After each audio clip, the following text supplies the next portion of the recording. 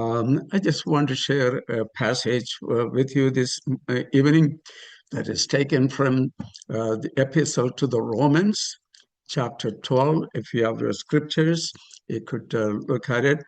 Chapter 12, Romans chapter 12, verses 1 and 2. I'm going to read it to you in the New King James Version of the translation, Romans 12, verses 1 and 2. I beseech you, therefore, brethren, by the mercies of God, that you present your bodies a living sacrifice, holy, acceptable to God, which is your reasonable service. And do not be conformed to this world, but be transformed by the renewing of your mind, that you may prove what is that good and acceptable and perfect will of God.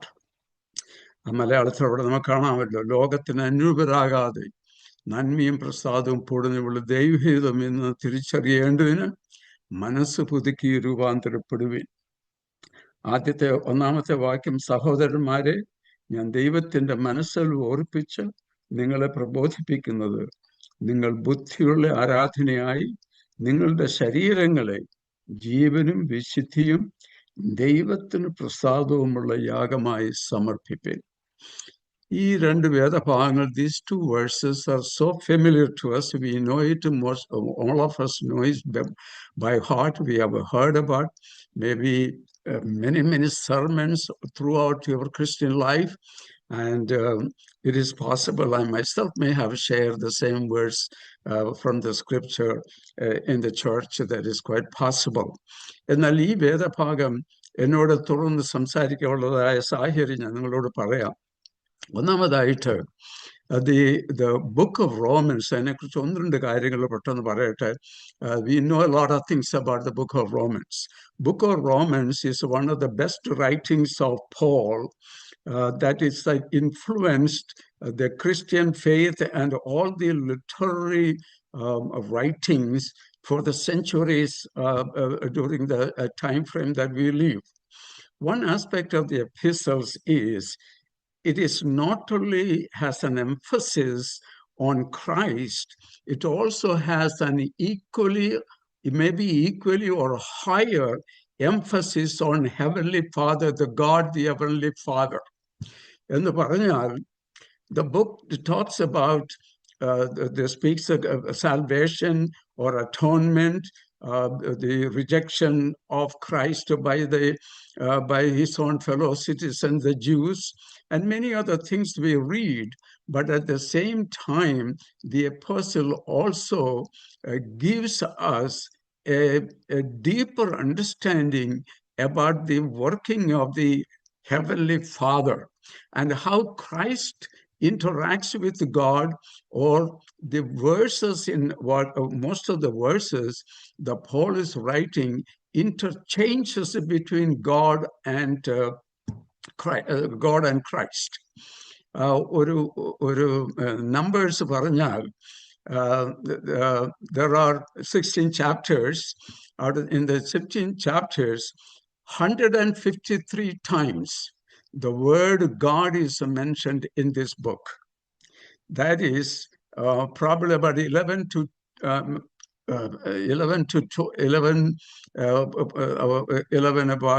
10 to 11 verses about each chapter. The Christ and Jesus and the Lord, ഈ വാക്കുകൾ എല്ലാം only 91 times, but the word God is used 153 times. So there is something unique about Paul want to tell us about the Heavenly Father, the love he has shown to us through Christ Jesus in giving us a salvation, for his son to die on the cross to become our Redeemer. ഒരു കാര്യം പ്രത്യേകമായിട്ട് ഓർപ്പിച്ചാൽ, there is an interchange between Christ and God in many other verses. For example, I will give you a couple of examples. If you look at chapter 5, verse 1, 5-ാം അധ്യായം 1-ാം വാക്യത്തിൽ നോക്കുമ്പോൾ, we have peace with God through our Lord Jesus Christ. നമ്മുടെ കർത്താവായ യേശുക്രിസ്തു മുഖാന്തരം നമുക്ക് ദൈവത്തോട് സമാധാനമുണ്ട്. Christ and God is equal partners in giving us that peace. 5-ാം അധ്യായം തന്നെ 11-ാമത്തെ വാക്യത്തിൽ നിന്ന് വായിക്കുമ്പോൾ, we also rejoice in God through our Lord Jesus Christ. നമ്മൾ ഇന്ന് പിതാവായ ദൈവത്തിൽ കൂടെ പുത്രനിൽ നമുക്ക് സമാധാനമുണ്ട്. ദൈവത്തിൻ്റെതായിട്ടുള്ള സമാധാനം നമുക്കുണ്ട്. 8-ാം അധ്യായം 17-ാം വാക്യത്തിൽ നിന്ന് വായിക്കുമ്പോൾ, he says, we are heirs of God and joined heirs with Christ. നാം അവനോട്, അവൻ മക്കളെങ്കിലോ അവകാശികളാകുന്നു, ദൈവത്തോടും കർത്താവിനോട് കൂടെ കൂട്ടവകാശികളാകുന്നു. Not only we are heirs of God, we are joined heirs with Christ. Equal partners ആയിട്ട് നമുക്ക് ദൈവത്തെയും കർത്താവിനെയും കുറിച്ച് അവിടെ പ്രസ്താവിച്ചിരിക്കുന്നത് കാണാം. 15-ാം അധ്യായം 16-ാം വാക്യം is a very important verse, that I might be a minister of Jesus Christ to the Gentiles, ministering the gospel of God. Many times we talk about gospel being the gospel of Jesus Christ. എന്നാൽ ഇവിടെ Paul പറയുന്നത്, ഞാൻ ദൈവത്തിൻ്റെ സുവിശേഷ ഘോഷണം പുരോഹിതനായി അനുഷ്ഠിച്ചുകൊണ്ട് ജാതികളിൽ ക്രിസ്തുയേശുവിന്റെ ശുശ്രൂഷകനായിരിക്കുന്ന, I become a servant of Jesus Christ, preaching the gospel of God. So this is also maybe one of the ways we can argue there is the Trinitarian theology is very evident in the Paul's writing. Christ and Jesus, God and Christ as interconnected, interrelated, interlinked together to give us a perspective about how Paul is thinking about the whole, the Christian the religion and the atonement of our Jesus Christ. So when ഞാൻ ഈ പറഞ്ഞതിൻ്റെ താല്പര്യം ഇതാണ്, we read the book of Romans many times, but in the future when you read it, I want you to pay a little more attention on this one more aspect, the relationship that Paul is highlighting between Christ and God. As we read them, it will give us a better perspective, a better understanding about the theology that Paul is trying to present to us. Having said that, the chapter 8 of Romans is the Mount Everest of the Paul's writing. And now chapter 12 also is a very important chapter. The reason I am saying is, in the first 11 chapters, ആദ്യത്തെ 11 അധ്യായങ്ങളിൽ, what is Paul is telling us is the theology, the doctrinal aspect of his writing is what he gives us in the 11 chapters. From chapter 12, verse 3 through end of the chapter 16, verse 27, is what is called the practical applications. ഇംഗ്ലീഷിൽ പറഞ്ഞാൽ 2 വാക്കുകൾ നിങ്ങൾ ഓർത്തിരിക്കുവാൻ സാധിക്കുന്നുവെങ്കിൽ it will be beneficial. The doctrinal chapters, chapter 1 through 11, is called the indicative, and chapter 12 to 16 is called the imperative. Indicative means it is the doctrinal writing. Indicative means it is the practical applications. ഇങ്ങനെ നമ്മളത് ആ book പഠിക്കുന്നുവെങ്കിൽ നമുക്ക് അനേക കാര്യങ്ങളിൽ നിന്ന് മനസ്സിലാക്കുവാനായിട്ട് സാധിക്കും. ഞാനിത് പറഞ്ഞതിൻ്റെ ഒരു പ്രധാന കാര്യം എന്തെന്ന് ചോദിച്ചാൽ, കഴിഞ്ഞ അനേക ആഴ്ചകളായിട്ട് നമ്മുടെ കർത്താവിൻ്റെ ദാസൻ പാസ്റ്റർ ജേക്കബ് മാത്യു നമ്മളോട് സംസാരിച്ചുകൊണ്ടിരിക്കുന്ന വിഷയം is related to this. താൻ നമ്മളോട് പറഞ്ഞത്,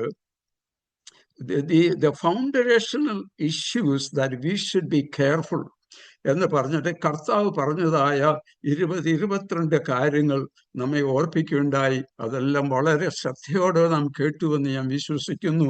എൻ്റെ ഹൃദയത്തോട് വളരെയധികം അത് സംസാരിപ്പാനിടയായി. അത് കേട്ടുകൊണ്ടിരിക്കുമ്പോൾ എൻ്റെ ഹൃദയത്തിൽ കൂടെ കടന്നുപോയതായ 2 വേദഭാഗങ്ങളാണ് ഇത് വായിക്കുവാനായിട്ട് എന്നെ പ്രബോധിപ്പിച്ചത്, എന്നെ ഉത്സാഹിപ്പിച്ചത്. പാസ്റ്റർ നമ്മളോട് പറഞ്ഞത്,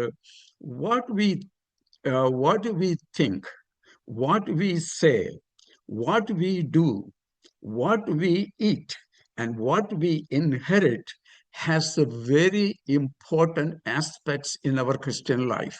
And they are, in other words, they are the imperatives. They are the practical applications. And he have added, we must love our enemies. We pray for those who persecute us. A deeper love towards our Lord Jesus Christ is needed. We must reconcile with both God and man. It is not our righteousness that matters, but it is the righteousness of God that saved us. We must become mature in Christ and also carry the burden of others. All these things we have heard in the last several weeks. And those are the imperatives that Paul is highlighting again through his writings. So maybe it will give us a deeper understanding about what our pastor has been teaching us in the last few weeks. 2 words came to my mind at that time was the word transformation, രൂപാന്തരപ്പെടുക, and also not to be conformed to this world. ഈ ലോകത്തോട് അനുരൂപരാകാതിരിക്കുക, not be conformed to this world. ഇത് ഞാൻ പറയാൻ ആഗ്രഹിച്ചപ്പോൾ there is a small story came to my mind also. I want to give that to you before I start to the verses. There was a boy attending a class. He was about 8-9 years old. His name, say it was Johnny.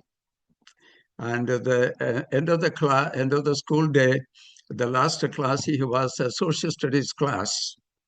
And end of the class, the teacher asked the boy, Johnny, what did you learn today?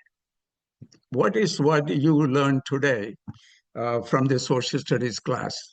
We as parents, we may ask the same question to our children. I have done it many times to my children. What did you learn today in the school today?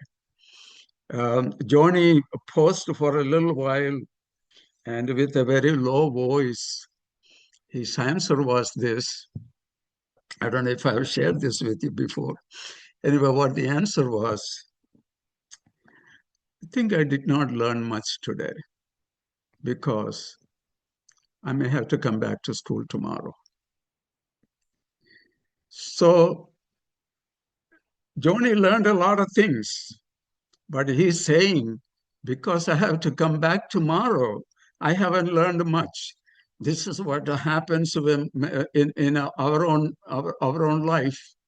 We are hearing the same thing again and again because repetition is very important. Repetition is good because that stays in our mind, in our hearts in a deeper way, because these are the most important aspects of our Christian faith and our Christian belief that holds our Christian life together. This is the foundation. This is the ABCs that gives us the strength to keep going. Every day there are challenges in our life. Every day there is a testing in our life.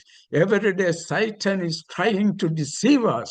But in all those things, in order for us to stand fast, we need to hear the same truth again and again and again that gives us the strength to keep on going. Let's get to the scripture.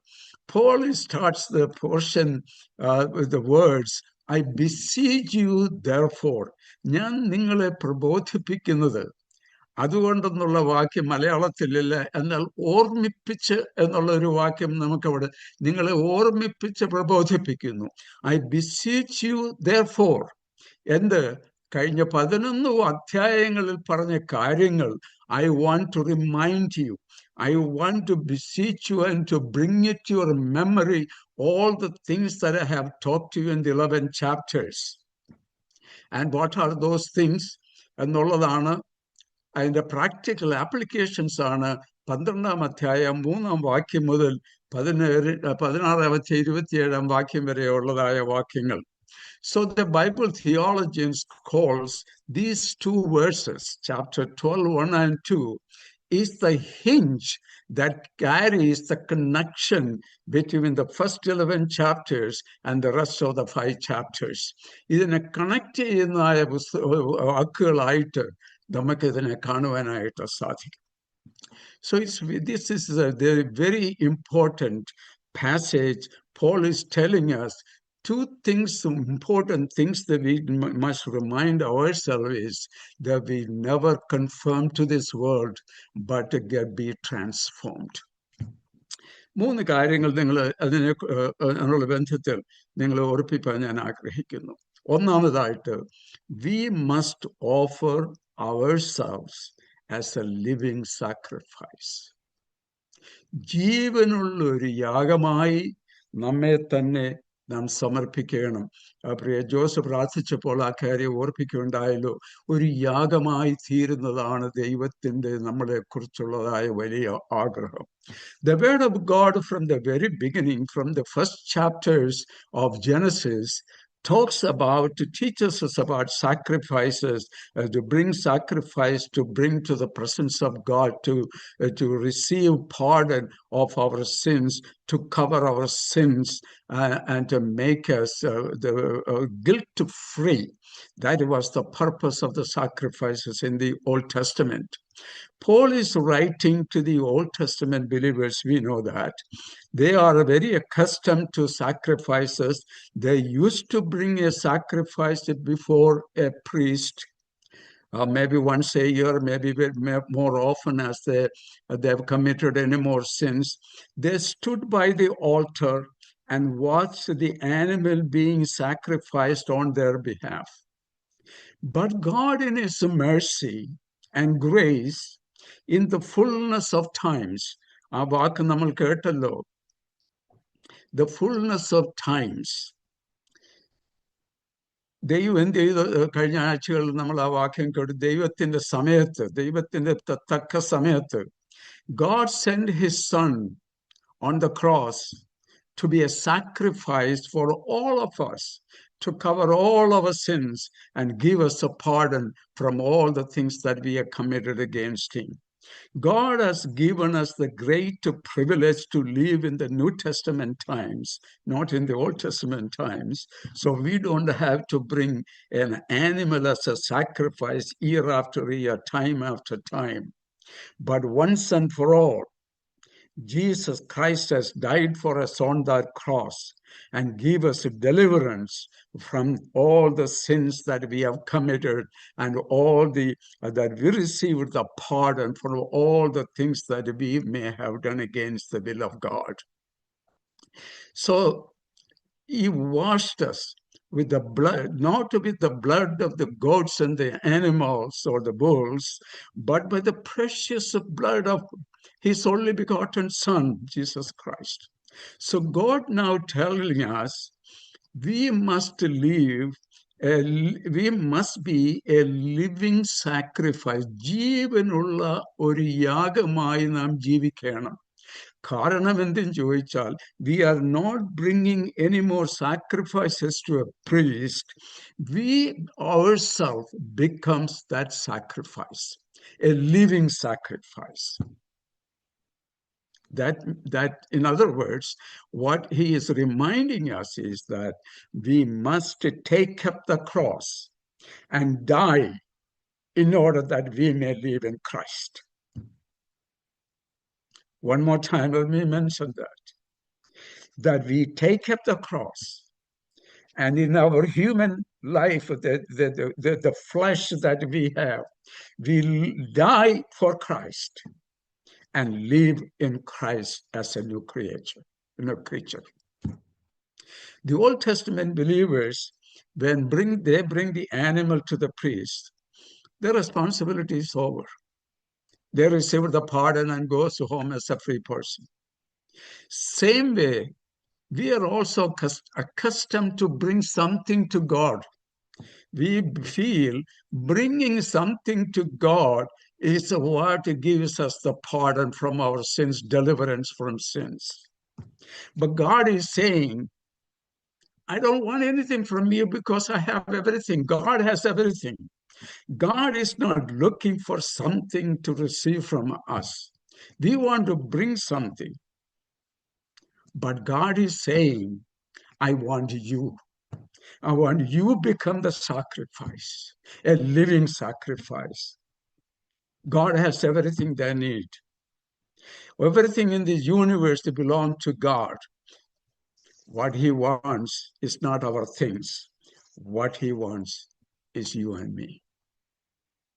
പൂർണ്ണമായി അവന് വേണ്ടി ഏൽപ്പിച്ചു കൊടുക്കുക എന്നുള്ള അത്രേ ദൈവം നമ്മളെക്കുറിച്ച് ആഗ്രഹിക്കുന്നത്. Many times we are satisfied by doing something, coming to church, be there on the worship on time, giving the tithe or giving a little more tithe, helping to arrange the chairs sometimes. They are all important and we must do that. But God is looking for someone who gave himself to him, gave himself to God, herself to God as a living sacrifice. To give you an example from the Old Testament, because Old Testament is the comparison of the sacrifices, I want to read two important passages. This is very familiar to us. If you could turn with me. The book of Leviticus is what teaches us mostly about the sacrifices. I want to take a couple of minutes to highlight what is important in a sacrifice. എന്താണ് ദൈവം sacrifice കൊണ്ട് ഉദ്ദേശിക്കുന്നത് എന്നുള്ളത് അതിൽ നിന്ന് കാണിക്കാനായിട്ട് ഞാൻ ആഗ്രഹിക്കുന്നു. These are very familiar passages. I may not be saying anything new to you, but just to give the background of a sacrifice. And 1-ാം അധ്യായം 3-ാമത്തെ വാക്യം നമുക്ക് വായിക്കാം. ഞാൻ I will read that in Malayalam. Leviticus, ലേവ്യ പുസ്തകം 3-ാം അധ്യായം and 1-ാം അധ്യായം and 3-ാമത്തെ വാക്യം. അവർ വഴിപാടായി കന്നുകാലികളിൽ ഒന്നിനെ ഹോമയാഗം കഴിക്കുന്നുവെങ്കിൽ ഊനമില്ലാത്ത ആണിനെ അർപ്പിക്കണം. യഹോവയുടെ പ്രസാദം ലഭിപ്പാൻ തക്കവണ്ണം അവൻ അതിനെ സമാഗമന കൂടാരത്തിന്റെ വാതിൽക്കൽ വച്ച് അർപ്പിക്കണം. Now I am going to read the verse 9, 9-ാമത്തെ വാക്യം. ഈ കന്നുകാലികൾ ഒന്നിനെ എന്താണ് ചെയ്യേണ്ടത്? അതിൻ്റെ കുടലും കാലും അവൻ വെള്ളത്തിൽ കഴുകണം. പുരോഹിതൻ, അടുത്ത വാക്ക് നോക്കണം, പുരോഹിതൻ സകലവും, burn all on the altar. പുരോഹിതൻ സകലവും യാഗപീഠത്തിന്മേൽ ഹോമയാഗമായി ദഹിപ്പിക്കണം. അത് യഹോവയ്ക്ക് സൗരഭ്യവാസനയായ ദഹനയാഗം. It is a sweet savor unto the Lord. ഒരു ആനിമലിനെ കൊണ്ടുവന്ന് യാഗം കഴിക്കുമ്പോൾ, when an animal is offered on that altar, on that fire, ഈ ആനിമലിനെ ചില ഭാഗങ്ങളല്ല, all of it മുഴുവനായിട്ട് സമർപ്പിക്കുമ്പോൾ, മുഴുവനായി ദഹിപ്പിക്കുമ്പോൾ എന്ത് സംഭവിക്കുന്നു? God accepts as a sweet savor unto the Lord. ദൈവത്തിന് ഒരു സൗരഭ്യമായി തീരുന്നു. ഒരു വേദഭാഗം കൂടെ അതിനോട് ബന്ധത്തിൽ വായിക്കാം. അതേ അധ്യായം തന്നെ അതിൻ്റെ 14-ാമത്തെ വാക്യം നോക്കിക്കാട്ടെ. 14, verse 14. ഈ 14 മുതലുള്ളതായ വാക്യങ്ങൾ പറയുന്നത്, ഒരു മനുഷ്യൻ, if a person is unable to bring an animal, a goat or a bull or a sheep, he is allowed to bring a fowl, a bird, because he's a poor man. He cannot afford to pay for the bull. So he can bring a pigeon or a turtle dove. അതിനെ കൊണ്ടുവന്നാൽ എന്ത് ചെയ്യണമെന്നുള്ളതാണ് 14-ാമത്തെ വാക്യത്തിൽ. യഹോവയ്ക്ക് അവന്റെ വഴിപാട് പർവ്വജാതിയിൽ ഒന്നിനെ കൊണ്ടുള്ള ഹോമയാഗമാകുന്നുവെങ്കിൽ അവൻ കുറുപ്രാവിനെയോ പ്രാവിൻ കുഞ്ഞിനെയോ വഴിപാടായി അർപ്പിക്കണം. അതിൻ്റെ 17-ാമത്തെ വാക്യം, verse 17.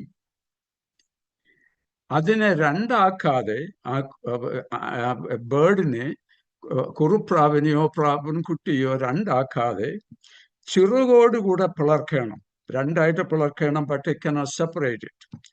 പുരോഹിതൻ അതിനെ യാഗപീഠത്തിന്മേൽ തീയുടെ മേലുള്ള വിറകിന്മേലിതെ ദഹിപ്പിക്കണം. അത് ഹോമയാഗമായി യഹോവയ്ക്ക് സൗരഭ്യമായ ദഹനയാഗം. It is also a sweet savor unto the Lord. ഒരു ആടിനെയോ പശുക്കുട്ടിയോ മാത്രമല്ല, ഒരു പ്രാവും കുഞ്ഞിനെ അർപ്പിച്ചാലും ദൈവത്തിന് എന്തായിത്തീരുന്നു? അതൊരു സൗരഭ്യമായി തീരുന്നു. എപ്പോൾ? ആ യാഗപീഠത്തിന്മേൽ, വിറകിന്മേൽ, തീയിന്മേൽ വെച്ച് അത് പൂർണ്ണമായി ദഹിക്കുമ്പോൾ. All of it has to be burnt. ഈ പ്രാവിനെ കുറിച്ചും കുറുപ്രാവിനെ കുറിച്ചും ചിന്തിക്കുമ്പോൾ I may have shared this with many times. I want to repeat that one more time. എൻ്റെ ചിന്തയിൽ എപ്പോഴും പോകുന്ന ഒരു ചിന്ത ഞാൻ പറയാം. There are so many turtle doves and pigeons. നമുക്കറിയാമല്ലോ, they are flying in thousands and thousands and thousands. അതിലുള്ള ഒരു പ്രാവിൻ കുഞ്ഞിനെയാണ്, കൊച്ചു പ്രാവിൻ കുഞ്ഞിനെയാണ് ഒരു മനുഷ്യൻ ഒരു ദിവസം പുരോഹിതന്റെ അടുക്കൽ കൊണ്ടുവരുന്നത്. പുരോഹിതനെ രണ്ടായിട്ട് പിളർക്കുന്നു, യാഗപീഠത്തിൽ വെച്ച് ദാഹമായി തീരുന്നു. ആ പ്രാവിൻ കുഞ്ഞിനോട് ചോദിക്കാൻ സാധിക്കുമെങ്കിൽ, അതിന് നമ്മളോട് സംസാരിക്കുവാൻ സാധിക്കുമെങ്കിൽ, അത് അപ്രകാരമായിരിക്കും അത് പറയുന്നത്. ആയിരക്കണക്കിന് പ്രാവിൻ കുട്ടികളുണ്ടായിരിക്കെ എന്നെ എന്തുകൊണ്ട് തിരഞ്ഞെടുത്തു? എൻ്റെ യജമാനന്റെ, എൻ്റെ ഉടമസ്ഥനായി, എൻ്റെ സൃഷ്ടിതാവായ ദൈവത്തിന് ഒരു സൗരഭ്യമായി തീരുവാൻ ഈ പ്രാവിൻ കുഞ്ഞിന് സാധിച്ചു എന്ന് പറയുന്നുവെങ്കിൽ, നമ്മുടെ ജീവിതത്തിലും ഒന്നിനും കൊള്ളാത്ത നമ്മെ, വെറും വെൽമൽ കിടന്ന നമ്മെ തിരഞ്ഞെടുത്ത് രക്ഷിപ്പാൻ സ്വർഗത്തിലെ ദൈവത്തിന് പ്രസാദം തോന്നി എന്നുള്ളത് ഒരു സൗരഭ്യമായി തീരുവാൻ സാധിക്കുന്നുവെങ്കിൽ, അതിൽ പരം ഭാഗ്യകരമായി നമുക്ക് പ്രത്യാശിക്കുവാൻ വേറെ ലോകത്തിൽ ഒന്നുമില്ല. കുലീനന്മാരെ ലജ്ജിപ്പിപ്പാൻ ദൈവം എന്ത് ചെയ്തു? കുലഹീനമായത് തിരഞ്ഞെടുത്തു. ബലവാന്മാരെ ലജ്ജിപ്പിപ്പാൻ ദൈവം ബലമില്ലാത്തതും നികൃഷ്ടമായതും ഒന്നുമില്ലാത്തതിനെ തിരഞ്ഞെടുത്തു. God has chosen the weak things to put to shame to the mighty. അങ്ങനെയുള്ളൊരു ദൈവത്തെയാണ് നാം സേവിക്കുന്നത്. ആ ദൈവത്തിന് നമ്മളെക്കുറിച്ചുള്ള ഉദ്ദേശം എന്തെന്ന് ചോദിച്ചാൽ, നമ്മളൊരു ലിവിങ് സാക്രിഫൈസ് തീരണമെന്നുള്ളതാണ്. ഒരു ജീവനുള്ള യാഗമായി ദൈവത്തിന് വേണ്ടി തീരണം. അതത്ര ദൈവത്തിൻ്റെ നമ്മളെക്കുറിച്ചുള്ള ആഗ്രഹം. Paul is saying, it is not a mystical experience that we think about in our head or in our mind. It is completely giving a consecrated life that completely surrendered to the Lord, to our God. Many times we can hear the words, I have the freedom to do anything with my body. I will do whatever. I only yield to myself. I am the master of my life. I can do anything I want to do. But there is one thing we need to remember: how I do things, what things I do here, where does my feet takes me often, what comes out of my mouth, where does my hand takes me on the internet, where does my fingers click on the keyboard. It should be every organ, every body, every member of our body is consecrated, absolutely reserved for the Lord. Every member of the body, every thought, every action, every word that comes out of mouth should be pleasing to God the Lord who became a sacrifice for us. അതത്രേ ദൈവം ആഗ്രഹിക്കുന്നത്. We become a living sacrifice in the presence of God. Present our bodies absolutely reserved to the Lord. In other words, maybe we should have a sticker put in our forehead, reserved for Christ. I am reserved for Christ. അതത്രേ ദൈവം നമ്മളിൽ നിന്ന് ആഗ്രഹിക്കുന്നത്. എബ്രായനെ കർത്താവ് പറയുമ്പോൾ ഇപ്രകാരം ഒരു വാക്യം നമുക്ക് കാണുവാനായിട്ട് സാധിക്കും. എബ്രായ ലേഖനം 10-ാം അധ്യായം അതിൻ്റെ 22-ാമത്തെ വാക്യത്തിൽ നമ്മൾ പ്രകാരം വായിക്കുന്നു. Let us draw near with a true heart in full assurance of faith, having our hearts sprinkled from an evil conscience and our bodies washed with pure water. മലയാളത്തിൽ വായിച്ചാൽ, നാം ദുർമനസ്സാക്ഷി നീങ്ങുമാറ് ഹൃദയങ്ങളിൽ തളിക്കപ്പെട്ടവരും ശുദ്ധവെള്ളത്താൽ ശരീരം കഴുകപ്പെട്ടവരുമായി വിശ്വാസത്തിന്റെ പൂർണ്ണ നിശ്ചയം കൊണ്ട് പരമാർത്ഥ ഹൃദയത്തോടെ അടുത്തു ചെല്ലുക. എന്തൊക്കെയാ സാധിക്കേണ്ടത്? Sprinkled our hearts with the blood of Jesus Christ and washed our bodies with the pure water. ഇതത്രേ ദൈവം നമ്മളിൽ നിന്നും ആഗ്രഹിക്കുന്നത്. Anything Paul is telling us, we become a sacrifice, a total sacrifice, a sweet aroma for our Lord who gave his life for us. അതത്ര ദൈവം നമ്മൾ ആഗ്രഹിക്കുന്നു. രണ്ടാമതായിട്ട്, ഈ കാര്യങ്ങളൊക്കെ നമുക്ക് വളരെ പരിചയമുള്ള വേദഭാഗങ്ങളാണ്. ഞാൻ പറഞ്ഞ പോലെ these may be repetition in order to make us feel this is the gospel of Jesus Christ. ഇത് ദൈവത്തിന്റെ സുവിശേഷമാണ്, കർത്താവിൽ കൂടെ നമുക്ക് നൽകിയ സുവിശേഷമാണ്. നമ്മളെ തന്നെ ഒരു യാഗമായി ലിവിങ് സാക്രിഫൈസ് ആയി തീരുക. രണ്ടാമത്തെ കാര്യം ഇതിനകത്ത് അപ്പോസ്തലനായ പൗലോസ് പറയുന്നത്, we become a spiritual worship. That is not very clear in these translations. മലയാളത്തിൽ ഒരു ആരാധന എന്നുള്ളത് ബുദ്ധിയുള്ള ആരാധനയായി എന്ന് നമ്മോട് വായിക്കുന്നുണ്ട്. But that doesn't give us the full picture. I don't know if we have the NIV translation. If Stephen, if you have the NIV on chapter 12, verse 1, if you can put it, that will give us a little more clear picture about this verse. I will read it for you. Therefore, I urge you, brothers, in view of God's mercy, to offer your bodies as living sacrifices, holy and pleasing to God. This is your spiritual act of worship. This is the NIV version. ഇത് വേറെ ഒരിടത്തൊന്നും ഞാൻ copy ചെയ്തതല്ല. This is the biblical NIV translation. This is your spiritual act of worship. എന്തുകൊണ്ടെന്ന് ചോദിച്ചാൽ അതെങ്ങനെ translate ഉള്ള കാരണം ഇതാണ്. It is New King James Version, which is that I use it. It only says, holy, acceptable God, which is your reasonable service. നിങ്ങളുടെ reasonable ആയിട്ടൊരു service എന്നാണ് translation ചെയ്തിരിക്കുന്നത്. അതിനൊരു പ്രത്യേക കാര്യമുണ്ട്. ഇത് ഗ്രീക്കിൽ ആ റീസണബിൾ സർവീസ് എന്ന് പറയുന്നതിൻ്റെ വേർഡ് ലറ്റീരിയ എന്നുള്ളതായ ഗ്രീക്ക് വാക്കാണ് ഉപയോഗിച്ചിരിക്കുന്നത്. ലറ്റീരിയ എന്ന വാക്കിന്റെ അർത്ഥം ministration of God. That means divine worship. So in any way look at it, when we offer ourselves as a living sacrifice in the presence of God, it becomes the real worship in the presence of God. അതത്ര അപ്പോസ്തലനായ പൗലോസ് ഇവിടെ പറയുവാനായിട്ട് ആഗ്രഹിക്കുന്നത്. When we give our bodies as a living sacrifice, it's the act of real worship in the presence of God. When we consecrate our life, our hands, our brain, all of our members of our body, God considers it as an act of worship. Let me repeat that.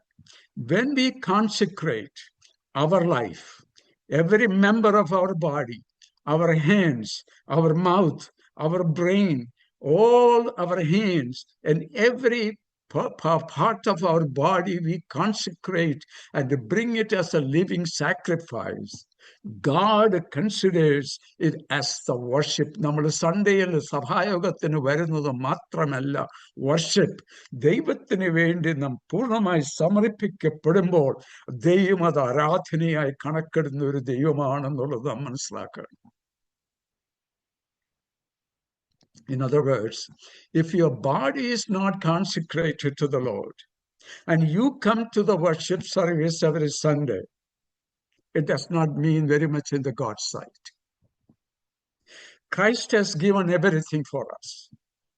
Then the logical response is that we in turn give everything back to him. It includes our body, not parts of our body, the whole body. Everything I have is for the Lord. He is my master. He is my maker. He died on that cross for me. So I must die. My person must die in order to live in Christ. As you may grow in the Lord, you will become more sensitive about sin. He is always summoning us. He is always asking from us, I want more. I want more of you. I want more of you. Often it can happen. There is an indwelling of spirit in us. ദൈവം തന്ന പരിശുദ്ധാത്മാവിന്റെ ശക്തിയുണ്ട്. But over a course of time, it dwindles. It goes slower, lower and lower, less and less. Then things start happening in our life. Sometimes when we wake up, we're not even conscious about what happened to us. But God is asking, dear child, I want more from you. I need more. Each day more. We may feel that we are a strong Christian, but God says, I want more from you. At whatever stage we are in, God is asking for more. He's not trying to harm us. He's not trying to take anything away from us. He died for you. He died for me. And he cares for me. That we know. He is keeping asking for more unendingly only because of one reason. Because his desire is that we resemble the image of him that died for us on the cross. അവനെ പോലെ ആയിത്തീരുന്നത് വരെ അവൻ നമ്മളിൽ നിന്നും കൂടുതലായി ചോദിച്ചുകൊണ്ടേയിരിക്കും. He will keep on asking more and more and more each day until we become the image that he is. അതത്ര നമ്മുടെ ജീവിതത്തിലെ ആഗ്രഹം എന്നുള്ളത്. നാം എല്ലാവരും അത് വിശ്വസിക്കുകയും അതിനായി പരിശ്രമിക്കുകയും ചെയ്യുന്നവരാണല്ലോ. More my child, more my child. I am looking for all of you, not a partial life. The only way you will be free to live my glory is giving that worship. പൂർണ്ണമായി സമർപ്പിക്കുന്നതായ ഒരു സൗരഭ്യമായി തീരുന്നതായ ഒരു seat അരോമയായി തീരുന്നത് വരെ കർത്താവ് നമ്മളിന്ന് ചോദിച്ചുകൊണ്ടേയിരിക്കുമെന്നുള്ളത് നാം മറന്നു പോകരുത്. മൂന്നാമതായിട്ട് ഒരു കാര്യം കൂടെ ഓർപ്പിച്ച് എൻ്റെ വാക്കുകളെ അവസാനിപ്പിക്കാൻ ഞാൻ ആഗ്രഹിക്കുന്നു. മൂന്നാമതായിട്ട് പൗലോസ് പറയുന്നത് our life should be transformational. രൂപാന്തരപ്പെടുന്ന ഒരു ജീവിതം നമുക്കുണ്ടായിരിക്കുകയാണ്. രണ്ടാമത്തെ വാക്യം നോക്കിക്കാട്ടെ. And did not be conformed to this world. ഈ ലോകത്തോട് അനുരൂപരാകാതെ but be transformed by the renewing of your mind. മനസ്സ് പുതുക്കി രൂപാന്തരപ്പെടുന്നവരായി തീരണം. That you may prove what that is good and acceptable and perfect will of God. ദൈവത്തിന്റെ തിരുഹിതം എന്തെന്നുള്ളത് മനസ്സിലാക്കി മനസ്സ് രൂപാന്തരപ്പെടുത്തി നമ്മൾ എന്ത് ചെയ്യണം? രൂപാന്തരപ്പെടുന്ന മനസ്സ് പുതുക്കി രൂപാന്തരപ്പെടുന്നവരായി തീരണം. God is not concerned. God is not very concerned when I wear a designer tie or a suit, more expensive suit, or our sisters wear a Kanchipuram sari.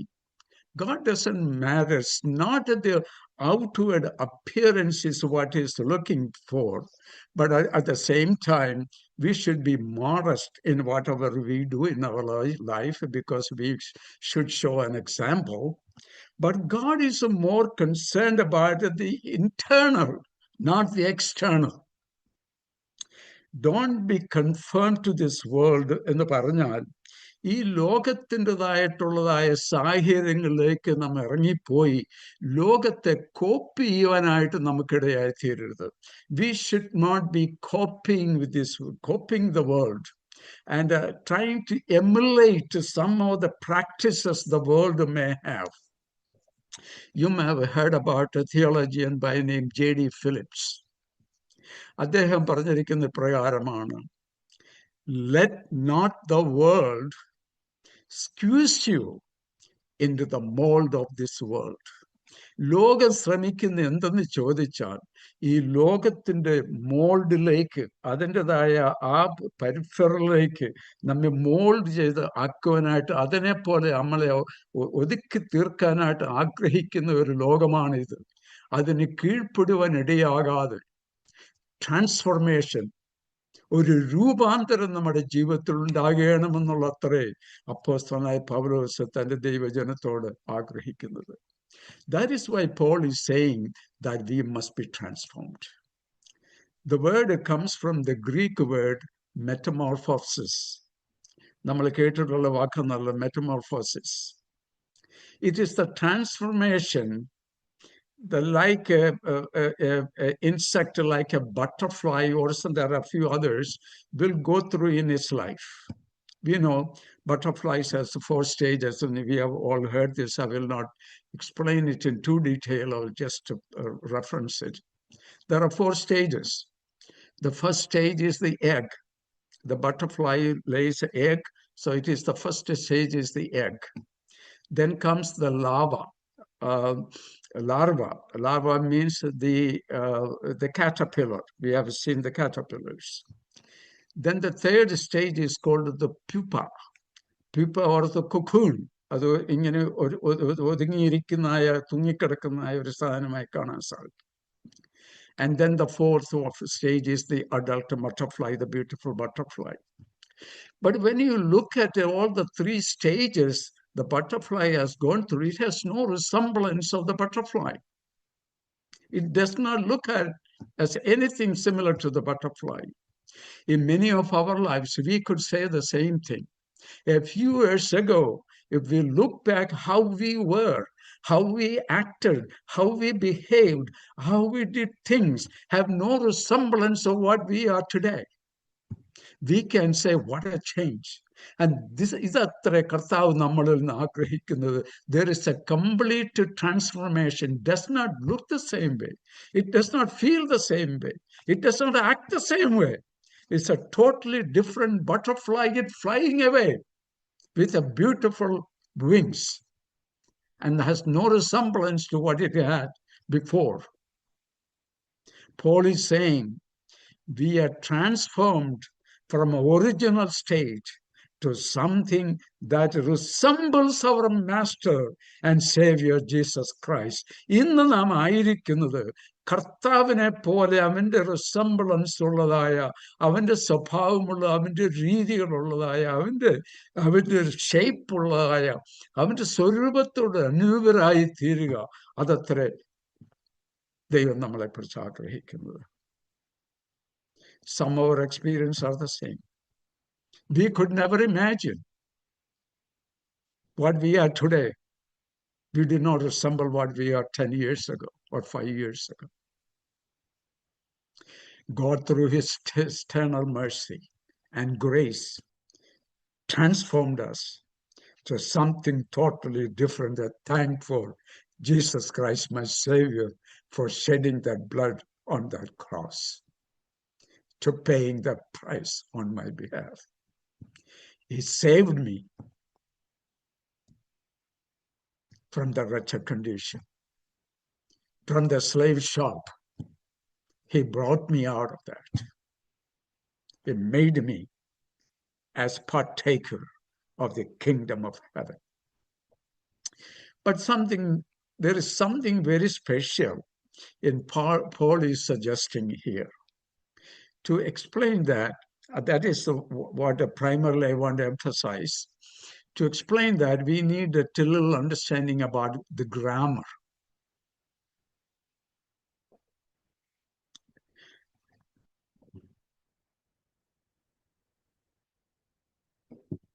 ആ ഗ്രാമർ എന്ന് പറഞ്ഞാൽ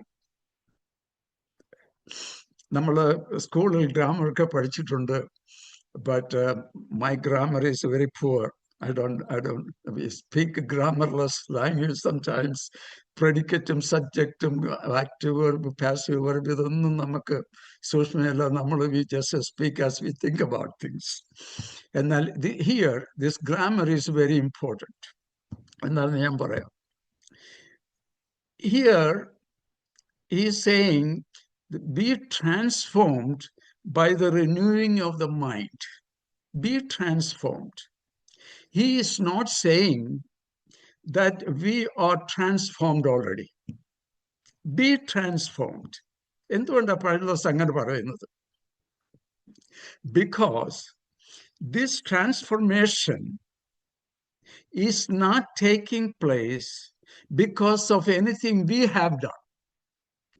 ഈ പുതുജനനം നടക്കുന്നത്, ഈ ട്രാൻസ്ഫോർമേഷൻ നടക്കുന്നത് നോട്ട് ബിക്കോസ് ഞാൻ എന്തെങ്കിലും ചെയ്തുകൊണ്ടല്ല, എന്നിൽ വേറൊരുവൻ പ്രവർത്തിക്കുന്നത് കൊണ്ടാണ് ഞാൻ പുതുജീവൻ പ്രാപിക്കുന്നത്, പുതുജനനം പ്രാപിക്കുന്നത്, രൂപാന്തരപ്പെടുന്നത്.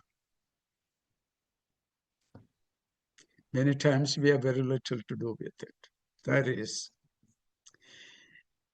how can we do something when somebody else the one he has to do the thing for us? വേറൊരാളാണ് നമുക്ക് വേണ്ടി ഒരു കാര്യം ചെയ്യുന്നുണ്ടെങ്കിൽ നമുക്ക് തന്നെ ഇത് ചെയ്യുവാൻ സാധ്യമല്ല. ഒരു എക്സാമ്പിളായിട്ട് പറഞ്ഞാൽ, when we go to the doctor's office, the doctor is the one who is examining us. He is looking at the blood report and saying what is wrong with my blood or my body. He is the one who is looking at the X-ray report and capable of reading and understanding, analyzing that picture. I have received my X-ray reports many times. I look at it, it's nothing but a black and white or a cellulose paper.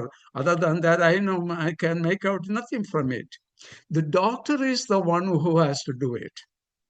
The same way, you are not already transformed because anything you did is not worth it to be you get transformed. It is somebody else is doing in you something to be transformed. നാം രൂപാന്തരപ്പെടേണ്ടതിന് somebody else has to do something. Our Lord has to do something. The Holy Spirit has to do something. We have to have a total surrender to the Lord and to the Holy Spirit for him to work us. When we have that, the purity of mind, God will do that work for us. That is, God himself is the one who is doing that. In the English language, the verb that we use, it has two tenses. One is called the passive tense, one is called the active tense. The word transformed is the passive tense. That means something is done to us. ഉദാഹരണം പറഞ്ഞാൽ, I can say I went to the market. Went എന്നുള്ള is an active word, active verb. Somebody can also say, I am being taken to the market. ഞാൻ എന്ത് ചെയ്യുന്നു? ഒരാൾ എന്നെ മാർക്കറ്റിലേക്ക് കൊണ്ടുപോകുന്നു. That is a passive way of saying it. അതത്ര Paul ഇവിടെ ഉപയോഗിക്കുന്നത്. It is a continuous process. It is not happening overnight. It's God himself is the one who is doing that work in our spirit and in our body. Not because of anything we have done. God himself is doing the work for us. Our responsibility is turn our mind to the Lord. നമ്മുടെ മനസ്സിനെ renew ചെയ്യാനായിട്ട്, പുതുക്കം പ്രാപിക്കാനായിട്ട് നാം ഏൽപ്പിച്ചു കൊടുക്കുമ്പോൾ ദൈവം ആ transformation നമ്മൾ വരുത്തും. എന്നാൽ നാം മനസ്സിലാക്കേണ്ട ഒരു കാര്യമുണ്ട്. We have constantly check ourselves, is that transformation taking place or not? If the transformation is not taking place, there is something wrong with the renewing of the mind. നമ്മുടെ മനസ്സ് പുതുക്കി രൂപാന്തരം പ്രാപിക്കാതിരിക്കത്തക്കവണ്ണം മനസ്സിന്റെ രൂപാന്തരം വരാതെ ഇരിക്കുന്നു എന്നുള്ളത് നാം മനസ്സിലാക്കണം. അപ്പോസ്തലനായ പൗലോസിനെ കൊരിന്ത്യർക്ക് എഴുതിയ 2-ാം ലേഖനത്തിൽ ഒരു വാക്യപ്രകാരം പറയുന്നുണ്ട്. അത് that will make it a little more clearer. 2 Corinthians chapter 3 verse 18. 2 കൊരിന്ത്യർ 3:18 നമുക്കൊന്ന് വായിക്കാം. ഇപ്രകാരം നാം വായിക്കുന്നു. We are being transformed into the same image from glory to glory, just as by the Spirit of the Lord.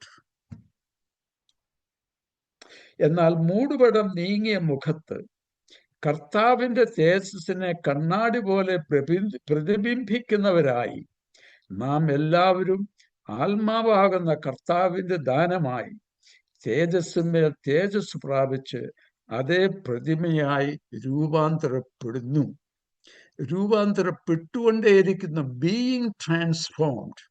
It is not happens immediately overnight. It is being transformed. നമ്മുടെ ജീവിതകാലം മുഴുവനും ക്രിസ്തീയ ജീവിതത്തിൽ നമ്മെ രൂപാന്തരപ്പെടുത്തിക്കൊണ്ടിരിക്കുന്നത് നമ്മുടെ മനസ്സ് പുതുക്കി ലോകത്തിന് അനുരൂപരായി ജീവിക്കുവാൻ ഇടയാകാതെ ദൈവത്തിന്റെ ഹിതം എന്തെന്ന് മനസ്സിലാക്കി അതിനനുസൃതമായി ജീവിക്കുമ്പോൾ he will be transforming us. നമ്മെ രൂപാന്തരപ്പെടുത്തിക്കൊണ്ടേയിരിക്കും. God uses his sovereign commands to transform us. Our responsibility to surrender to his will by renewing our mind, by accepting and submitting the good, acceptable and perfect will of God.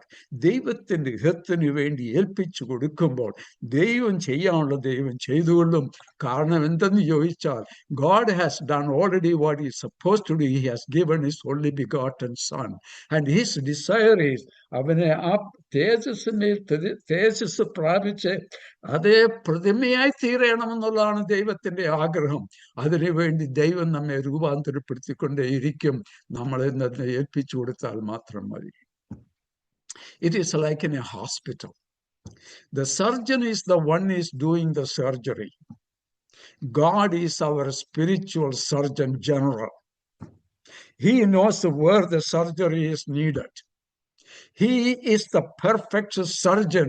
He will not do anything wrong with us. Our worldly surgeons, sometimes many reports we can hear, the wrong eye was taken out, the wrong hand was taken off, the wrong ear was taken out. All kinds of things could have happened, but this surgeon general will never make a mistake. അവന്റെ കരങ്ങളേക്ക് ഏൽപ്പിച്ചു കൊടുക്കുന്നുവെങ്കിൽ he is reconstructing us by his grace, by his love, and he is doing the medical analysis for you and me. Many times we may think it is hard work. It is painful sometimes.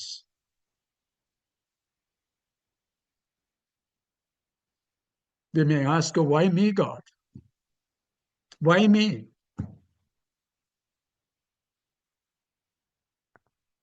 As I think back, 3 years ago, I went through something like that.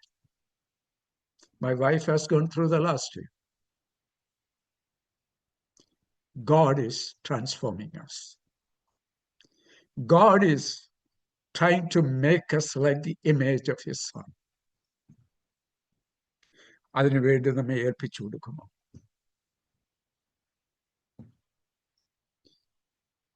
നല്ല കുശവനായ അവന്റെ കരങ്ങളിലേക്ക് let us give ourselves in the hands of that good potter. He is working on that wheel. The wheel is rotating so fast. But at the end, a beautiful vessel will be coming out. And that vessel may be sitting in the tabernacle. ഞാൻ പ്രാർത്ഥിക്കുന്ന ഒരു പ്രാർത്ഥനയുണ്ട് ഒരു ദിവസവും. കർത്താവേ, നിനക്ക് പ്രിയമുള്ള ഒരു പാത്രമായി എന്നെ മെനയണമേ. നിന്റെ ആലയത്തിൽ ഒരു ഉപകരണമായി തീരുവാൻ കർത്താവായ യേശു തിരശ്ശീലയ്ക്ക് പിറകിൽ സ്വന്തം രക്തവുമായി ശുശ്രൂഷയ്ക്കായി കടന്നു വരുമ്പോൾ നിനക്ക് വേണ്ടി വെയിറ്റ് ചെയ്യുന്ന പാത്രമായി നിന്റെ കരങ്ങൾ പ്രയോജനമായി തീരുവാൻ എന്നെ മെനയണമേ. Lord, make me, mold me a vessel that is useful to you, useful in your hands. Because I myself cannot do it. I will never be able to do it. I'm not capable of doing it. I need the anointing, the power of the Holy Spirit. I need the redemptive work of my Lord to accomplish that transformation in me. Our church is a teaching church. We have heard this sermon many times. Many sermons every day. Every Sunday, every Monday, Tuesday, Wednesday, Thursday, Friday, Saturday, we have sermons every day. Day after day, Sunday after Sunday. But the goal is not more teaching. The final goal is the transformation of our affection towards our Lord. നമ്മുടെ ദൈവത്തോടുള്ള സ്നേഹം വർദ്ധിപ്പിക്കുക എന്നുള്ളതായിരിക്കണം ഈ സർമൺസിന്റെ ഉദ്ദേശം. അല്ലാത്തടത്തോളം കാലം it matters nothing.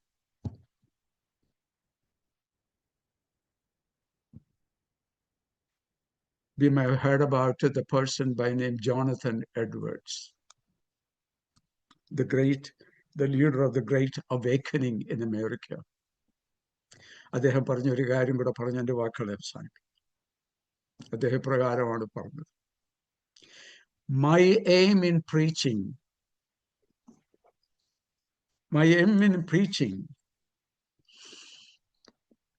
is to raise as high as possible towards the Lord the affection of my people. Raise the affection of the people towards the Lord as high as possible. എത്രമാത്രം കർത്താവിനോടുള്ള സ്നേഹത്തെ എനിക്ക് ഉയർത്തുവാനായിട്ട് സാധിക്കുമോ, എൻ്റെ പ്രസംഗത്തിന്റെ ഉദ്ദേശം അതാണെന്ന് താൻ പറഞ്ഞിട്ടുണ്ട്. അതത്ര നമ്മുടെ ജീവിതത്തിൽ നാം ആഗ്രഹിക്കേണ്ടത്. നാം കേൾക്കുന്ന സകല കാര്യങ്ങളും നമ്മുടെ കർത്താവിനോടുള്ള സ്നേഹം നമ്മുടെ ഹൃദയത്തിൽ വർദ്ധിക്കുവാൻ, അവനെ പോലെ ആയിത്തീരുവാൻ, രൂപാന്തരം നമ്മുടെ ജീവിതത്തിൽ ഉണ്ടാകുവാൻ, ആ ട്രാൻസ്ഫോർമേഷൻ ഉണ്ടാകുവാൻ കർത്താവെ നീ എന്നെ സഹായിക്കണമേ നമ്മൾ ആഗ്രഹിക്കുന്നുവെങ്കിൽ ദൈവത്തിന്റെ പരിശുദ്ധാത്മാവ് നമ്മൾ പ്രവർത്തിക്കും. അതിന് യാതൊരു സംശയവുമില്ല. Our Lord Jesus is not a lot of information. അവനെക്കുറിച്ചുള്ള ഇൻഫർമേഷൻ അല്ല നമുക്ക് ആവശ്യം, അവനെക്കുറിച്ചുള്ള ഒരു സ്നേഹം നമ്മുടെ ഹൃദയത്തിൽ ഉണ്ടാകുക എന്നുള്ളത് അത്ര ആവശ്യം. He is the lover of our souls. He would like to be the lover of our Lord. You shall love the Lord with all your heart, all your soul, and all your strength. പൂർണ്ണ മനസ്സോട്, പൂർണ്ണ ശക്തിയോട്, പൂർണ്ണ ആത്മാവോട് അവനെ സ്നേഹിക്കുവാൻ സാധിക്കുന്നുവെങ്കിൽ അതിൽ പരം ജീവിതത്തിൽ ഭാഗ്യകരമായി നമുക്കൊന്നുമില്ല. ആ എമ്മാസിലേക്ക് പോയ ശിഷ്യന്മാര് പറഞ്ഞതുപോലെ 2 ശിഷ്യന്മാര് എമ്മാസിലേക്ക് യെരുശലേമിലേക്ക് പോകുമ്പോൾ ആ ഉയർപ്പിന്റെ ദിവസം കർത്താവ് അവരോടുകൂടെ ചേർന്ന് നടന്നു. അവർ ചേർന്ന് നടന്നപ്പോൾ മോശമുള്ള പ്രവാചകന്മാരെ തന്നെ കുറിച്ച് എഴുതിയിരിക്കുന്നവർക്ക് വിവരിച്ചു കൊടുത്തു. What we read is their hearts started to warm up, burn inside. അവരെന്ത് പറഞ്ഞു? The day is far spent, it was night, now abide with us. പകൽ കഴിയാറായി, രാത്രിയാകുന്നു, കൂടെ താമസിക്കണമേ. ഇന്ന് രാത്രി ദൈവത്തിന്റെ വചനം കേൾക്കുമ്പോൾ, മറ്റെന്നുള്ള ദിവസങ്ങളിൽ ദൈവവചനം കേൾക്കുമ്പോൾ, നമ്മുടെ കർത്താവിനെ കുറിച്ചുള്ള കാര്യങ്ങൾ ശ്രമിക്കുമ്പോൾ നമ്മുടെ ഹൃദയം കത്തുന്നുണ്ടോ? അതത്രേ നമ്മുടെ ജീവിതത്തിൽ നാം ആഗ്രഹിക്കേണ്ടത്. അതല്ലാത്തിടത്തോളം കാലം ഇതൊരു റുട്ടീനായിട്ട്, ഒരു റിച്വലായിട്ട്, ഒരു സാധാരണമായ ഒരു മീറ്റിംഗ് ആയിട്ട് നടന്നു പോകുമെന്നുള്ളതല്ലാതെ ആ കർത്താവിനോടുള്ള സ്നേഹം നമ്മുടെ ഹൃദയത്തിൽ വർദ്ധിച്ചു വരുമ്പോൾ മാത്രമേ അതിൻ്റെതായിട്ടുള്ള യഥാർത്ഥമായ പ്രതിഫലം നമുക്ക് ലഭിക്കുകയുള്ളൂ. ആ രൂപാന്തരം പ്രാപിക്കാൻ സാധിക്കുകയുള്ളൂ. ആ ട്രാൻസ്ഫർമേഷൻ നമ്മുടെ ജീവിതത്തിൽ നടക്കുകയുള്ളൂ. ഇന്ന് രാത്രി എൻ്റെ വാക്കുകൾ ഞാൻ അവസാനിപ്പിക്കുക. 3 കാര്യങ്ങളാണ് ഞാൻ നിങ്ങളോട് പറഞ്ഞത്. Are we giving ourselves as a burnt offering, a living offering? ഒരു സൗരഭ്യമായി തീരുന്നതായ ഒരു ലിവിങ് ഓഫറിംഗ് ആയിട്ട് എന്നെ സമർപ്പിക്കാൻ എനിക്ക് സാധിക്കുമോ? രണ്ടാമതായിട്ട് എൻ്റെ ജീവിതത്തെ ഒരു വർഷിപ്പായിട്ട് മാറണം. When I submit to the Lord, become an offering, a living sacrifice ആയി തീരുമ്പോൾ, that is what God accepts as a worship. അതൊരു യാഗമായി, ആ യാഗം ഒരു ആരാധനയായി മാറുകയാണ്. മൂന്നാമതായിട്ട്, not to conform to this world, but be transformed. ഈ ലോകത്തോട് അനുരൂപരാകാതെ രൂപാന്തരം പ്രാപിക്കുവാൻ നമ്മളെ തന്നെ, നമ്മുടെ ഹൃദയത്തെയും നമ്മുടെ മനസ്സിനെയും ഏൽപ്പിച്ചു കൊടുക്കുവാൻ സാധിക്കുന്നുവെങ്കിൽ ദൈവത്തിൻ്റെ പരിശുദ്ധാത്മാവിന് ചില കാര്യങ്ങൾ നമ്മൾ ചെയ്തെടുക്കുവാനുണ്ട്. പുത്രനായ യേശുവിനെ പോലെ നമ്മെ ആക്കി തീർക്കുന്ന ഒരു ആഗ്രഹമാണ് ദൈവത്തിനുള്ളത്. അതത്ര പരിശുദ്ധാത്മാവ് പ്രവർത്തിച്ചുകൊണ്ടിരിക്കുന്നത്. അതിനാൽ നമുക്ക് നമ്മെ തന്നെ ഏൽപ്പിച്ചു കൊടുക്കാം. ഇന്ന് രാത്രി കേട്ട വചനങ്ങളെയും നമ്മളോട് ദൈവത്തിൻ്റെ ആലോചന, തുടർന്ന് നമ്മളോട് ദൈവം സംസാരിക്കേണ്ടതിന് നമ്മളെ ഏൽപ്പിച്ചു കൊടുക്കാം.